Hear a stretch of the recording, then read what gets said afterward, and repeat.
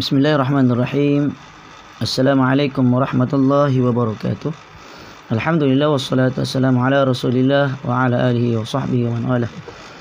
InsyaAllah kita akan lanjutkan lagi pembacaan kitab matan Abu Syuja' dan juga syarah secara ringkasnya At-Tadhib fi Adillati Matnil Ghayah wa Taqrib fi fil Fiqh Syafi'i karangan Syekh Mustafa Dib Al-Bugha, yang mana kali yang terakhir kita telah pun memasuki berkenaan syarat fi'liha, syaraitu fi'liha, syarat melaksanakan solat Jumat, yaitu ada 3. Antakunal baladu misra, yaitu adanya tempat itu berupa kota atau desa. Au ayyakunal adadu arba'ina min ahli Jum'ah, yaitu hendaklah keadaan bilangan, yakni jumlah orang yang melaksanakan solat tersebut 40 orang ataupun 40 ahli jamaah. Wa an yakunal waqtu baqiyan, dan yang ketiganya hendaklah waktunya adalah waktu yang tersisa cukup untuk melaksanakan solat. Fa in kharajal waqt, apabila habis waktu, au adimat asyurutu, ataupun telah habis telah habis waktu, adimat asyurutu, maka telah hilanglah syarat atau habislah syaratnya atau tidak terpenuhilah syaratnya, suliat zuhra, maka hendaklah ianya salat zuhur, ini digantikan dengan salat zuhur.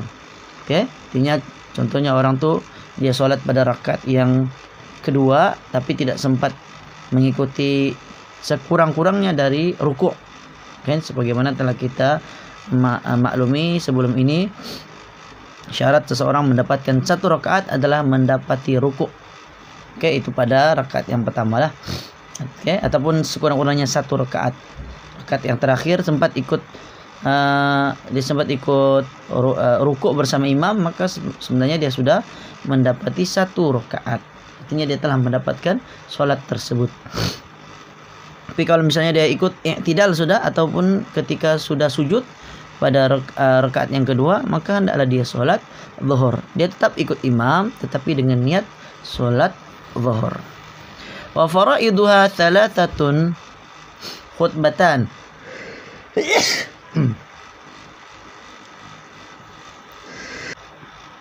Wa faraiduha thalathatun khutbatan.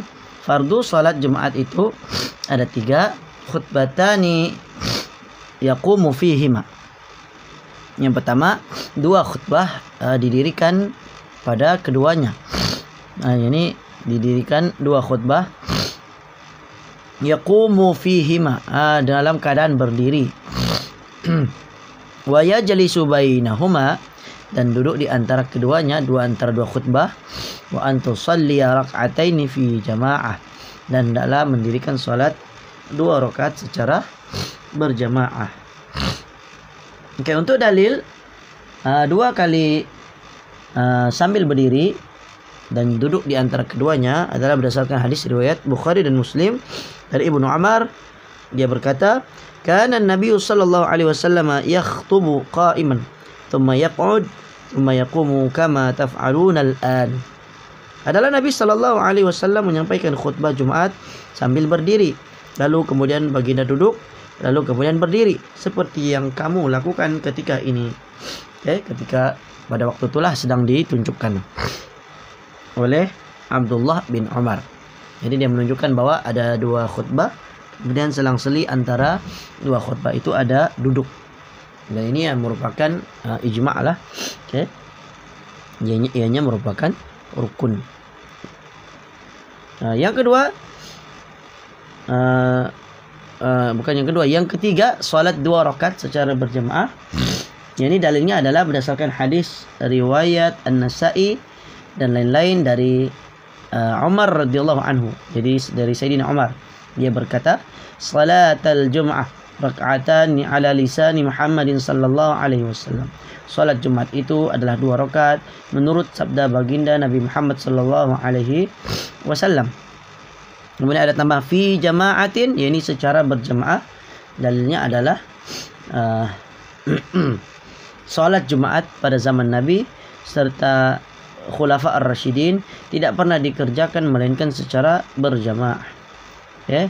Dan ada hadis lain yang yang menjelaskan tentang secara berjamaah ini, yaitu hadis riwayat Imam Abu Daud dari Tariq bin Syihab radhiyallahu anhu bahwa Nabi sallallahu alaihi wasallam bersabda, "Al-jum'ati haqqun wajibun ala kulli muslim fi jamaah." Salat Jumat itu adalah merupakan kewajiban yang wajib dikerjakan di atas setiap orang Islam secara berjamaah. Okey. Nah, demikianlah fardu, ada 3 sahaja. Okey, 3 rukun solat Jumaat. Adapun tadi sebelum itu syarat-syarat yang telah kita jelaskan, syarat melaksanakan didirikan secara berjamaah itu mesti 40 orang lah. Ini menurut mazhab Syafi'i. Baik. Seterusnya, wahayatuha, hayat ni maksudnya sunat lah, perkara sunat.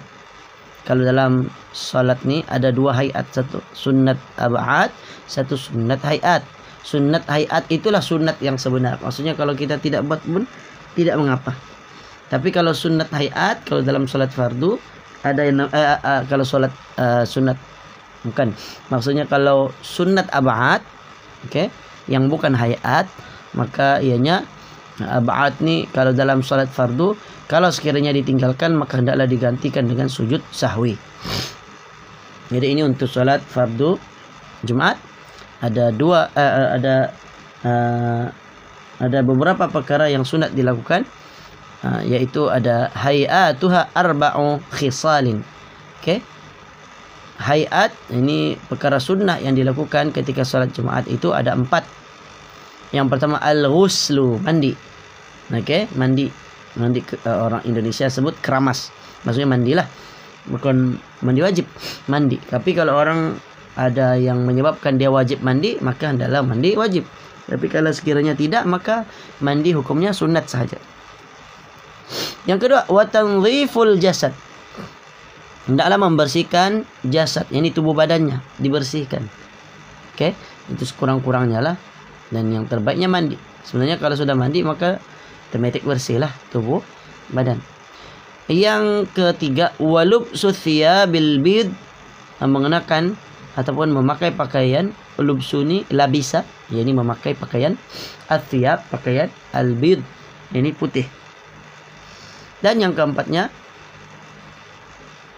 akhdudz dhufri, bukan, yang ketiga akhdudz dhufr, mengambil kuku, maksudnya memotong kuku. Wattibu, maksudnya memakai minyak wangian. Baik, kita tengok dalilnya. Yang pertama, Imam Al-Bukhari dan lain-lain meriwayatkan dari Salman Al-Farisi berkata, Nabi SAW bersabda, sesiapa yang mandi untuk solat Jumaat dan membersihkan diri sebaik mungkin, lalu memakai wangi-wangian, lalu keluar menuju ke masjid dan tidak memisahkan 2 orang yang duduk bersebelahan. Maksudnya ini ditambah lagi lah, dalam hadis Nabi ini ada perkara-perkara yang kita hendaklah tinggalkan. Ini perkara makruh. Apa dia? Memisahkan 2 orang. Maksudnya kita lambat datang, lalu kita hendak ke depan, antara 2 orang tu rapat, kita pun pegang bahu kanan, pegang bahu kiri, orang kanan dan kiri itu kita pisahkan, lalu kita lalu di hadapan, atau kita lebih-lebih lagi duduk di depannya. Itu tidak boleh. Okey, makruh hukumnya. Jadi kata Nabi, tidak memisahkan 2 orang yang duduk bersebelahan, diteruskan menunaikan solat yang diwajibkan untuknya, serta diam ketika imam sedang membaca khutbah, maka Allah akan mengampunkan dosa-dosanya yang dilakukan di antara Jumat tersebut dengan Jumat berikutnya. Okey, hadis ini adalah hadis yang sahih. Jadi dalam hadis ini ada menyebutkan sesiapa yang mandi untuk solat Jumat kemudian membersihkan diri. Okey, jadi artinya al-ghuslu wat tanzif. Tanzif ini daripada perkataan nadhafah, kebersihan. Yang kedua, dalil dari Imam Ahmad. Hadis riwayat Imam Ahmad ada tambahan, yaitu hendaklah dia memakai pakaian yang paling baik atau yang terbaik. Okey, jadi pakaian yang bagus, yang elok, kerana hari Jumat merupakan hari raya mingguan umat Islam. Dianjurkan memakai pakaian berwarna putih berdasarkan hadis Nabi, albasu min thiyabikumul bayad, fa innaha min khairi thiyabikum wa kaffinu fiha mautakum. Jadi dalam hadis yang sebelumnya pun dalam hadis yang sebelumnya ada dia hanya menyebut membersihkan diri, kemudian membersihkan diri sebaik mungkin, memakai wangi-wangian. Oke. Nah, tetapi di dalam hadis dari Imam Ahmad ini ada menambah memakai pakaian yang terbaik. Ada tambahan memakai pakaian yang paling baik. Kemudian dalam hadis riwayat Imam At-Tirmidzi, Nabi sebut secara spesifik, albisu min thiyabikumul bayad. Hendaklah kamu memakai pakaian yang berwarna putih. Fa innaha, karena sesungguhnya, min khairi thiyabikum, dari sebaik-baik pakaian kamu. Wa kaffinu, karena sesungguhnya min khairi thiyabikum, sesungguhnya ianya, yakni pakaian berwarna putih adalah merupakan sebaik-baik pakaian bagi kamu. Jadi Nabi memuji pakaian yang berwarna putih, jubah putih ataupun pakai baju Melayu berwarna putih untuk sholat Jumat. Atau sholat Jumat lah, ini khusus untuk sholat Jumat.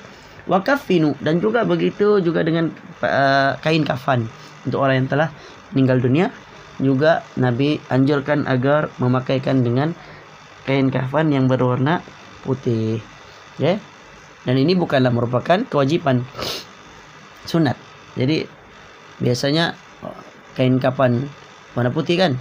Kalau misalnya tidak ada warna putih, ada warna kelabu, maka boleh tidak jadi masalah, asalkan dipakaikan kain kafan.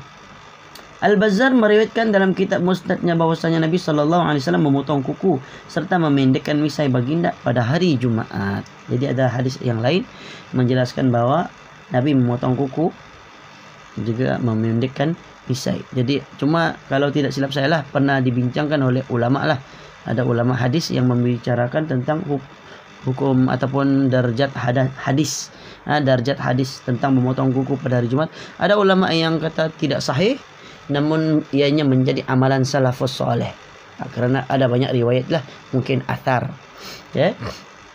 Jadi walaupun kalau sekiranya hadis tidak sahih pun, tapi oleh kerana sahabat ataupun para ulama mengamalkannya, maka mudah-mudahan ianya juga satu sunnah yang baik untuk kita ikuti. Bahkan yang sabit, yang sahih, Nabi memang menganjurkan agar kita memotong kuku nih. Kenapa? Ianya merupakan sunnah fitrah. Memotong kuku, dan Nabi melarang kita membiarkan melebihi 40 hari.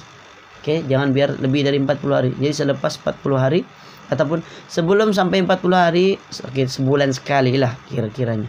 Tapi kalau lebih baik lagi, seminggu sekali setiap hari Jumat potong kuku, karena kuku kita ni hanya kurang lebih seminggu ianya akan tumbuh dengan cepat. Demikian juga misai. Misai pun cepat juga, maka dipendekkan, bukanlah dicukur habis. Dan ini khilaf. Sebagian ulama kata cukur habis, sebagian ulama kata memendekkan. Tergantung pada kalimah bagaimana mereka menta'arifkan maksud memendekkan misai tersebut. Baik, kemudian yustahabbu, kalau tadi hayat, ya ini yustahab. Yustahab pun sunat juga. Sunat, ataupun kalau terjemahannya biasa disukai. Yustahabbul insat, disukai ataupun disunnahkan untuk insat, ya ini diam. Fi waqtil khutbah, pada waktu khutbah. Wa min dakhala al-imam yakhtubu shalla rak'ataini khafifataini thumma jalasa. Apabila orang masuk ke masjid ketika mana imam sedang berkhutbah, maka hendaklah dia solat 2 rakaat yang ringan, kemudian hendaklah dia duduk. Jadi bukankah diam tu wajib? Kalau ikutkan kan, sebagaimana kita maklumi, kalau kita bercakap ketika khutbah sedang berjalan atau sedang disampaikan, maka hilang pahala. Kalau gitu wajiblah.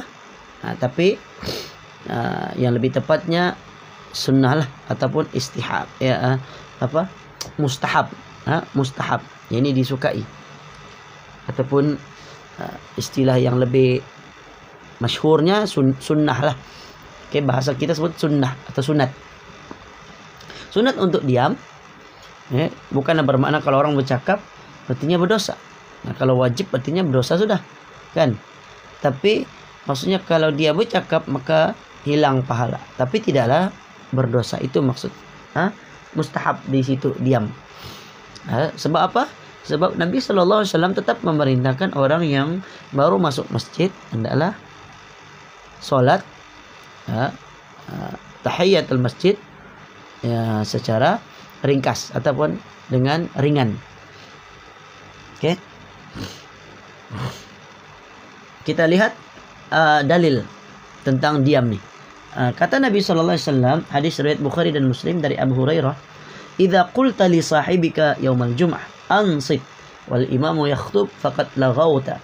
Jika pada hari Jumat engkau berkata kepada temanmu, diamlah, ketika itu imam sedang menyampaikan khutbah, maka engkau sebenarnya telah melakukan lagho, yakni perkara yang sia-sia, yakni cakapan yang menyebabkan hilanglah pahala Jumatnya tersebut.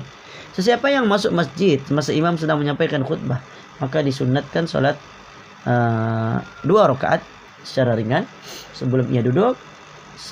Berdasarkan hadis riwayat Imam Abu Daud dari Ali bin Abi Thalib radhiyallahu anhu, Nabi sallallahu alaihi wasallam bersabda, sesiapa yang memasuki masjid ketika imam sedang menyampaikan khutbah, maka disunatkan dia solat sunat ringan 2 rakaat sebelum dia duduk.